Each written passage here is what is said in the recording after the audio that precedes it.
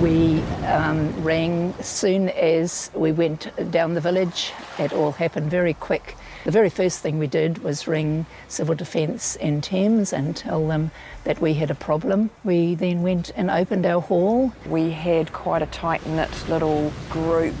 Our emergency response group had been getting together fairly regularly for probably maybe about a year. And so we had got to know each other, and so therefore we just activated ourselves. We were able to respond really quite quickly and set up our lead centre in the local hall and help mostly this time for the first Friday people from all around the world that were visiting our lovely Coromandel, and they had got trapped by the road closures, both north and south. So they spent the day with us in the local hall where we recorded their names and where they came from. And we fed them. We rang up the people that were up the hill in our village, and they came down. We got food from the local shop and made everybody comfortable for the day. We decided there was 4 people that came forward, and we thought we would do the groundwork and start to set up a group which was very similar to what the Civil Defence had years ago in the different villages where they had wardens in the area. But we thought we could work on that and make it work even better.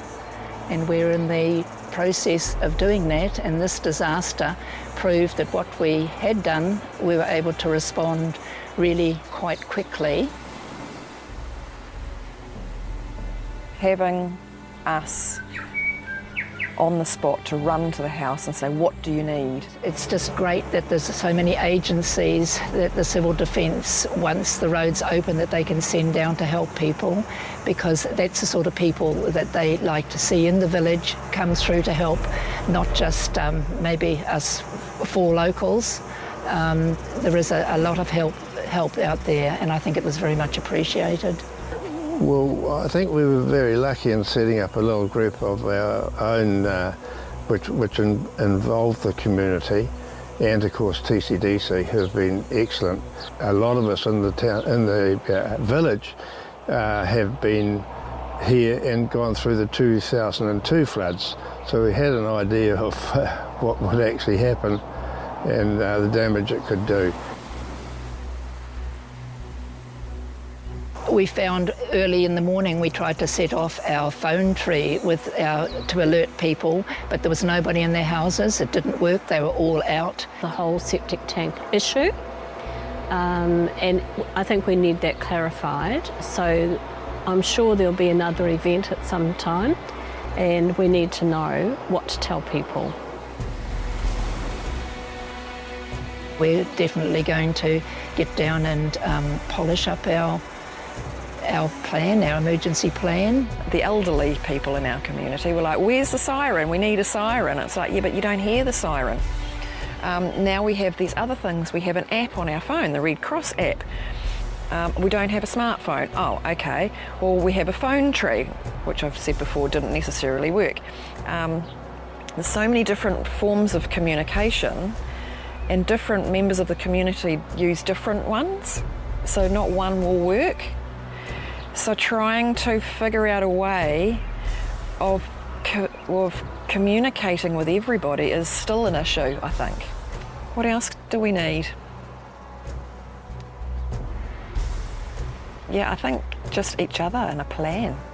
I think that even if it's not a written down concrete plan, I think the fact that we're talking about an event. Well, and this community has been through a few over the years. They've had a few floods. We've had wind events where people have lost their roofs. So we're not, and we've been cut off. Our road's been cut off before. We have a lot of slips and road damage, generally. So this is not unusual. Well, this was unusual, but it's not unknown. And I think the fact that we talk about this a lot a lot of people already in their homes, you know, we lose our power sometimes in the winter because of the nature of where we live, right? Most people, not all people, have some form of emergency kit. We usually have our water in the cupboard, we usually have our batteries and our candles and all of the things that they say you're supposed to have ready for an event. So most people are able to survive for a couple of days, so that's really helpful. But I think one of the biggest things was starting to formulate more of a formal plan